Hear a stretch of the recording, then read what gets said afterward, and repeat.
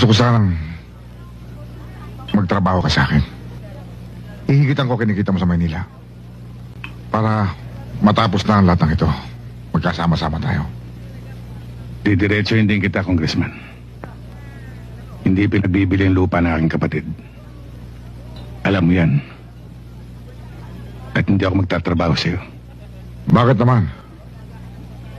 Nagtanong din ako tungkol sa'yo. At nalaman kong hindi magandang pamamalakad mo rito.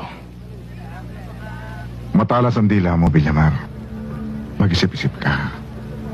Baka ikaw ang masugatan ng talim niyan.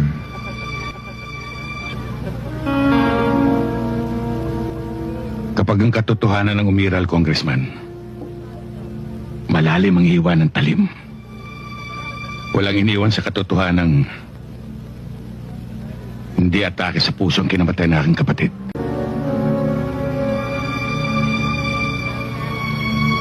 Mukhang may ibig kang tukuhin. Nalimutan mo yata. Nasa loob ka na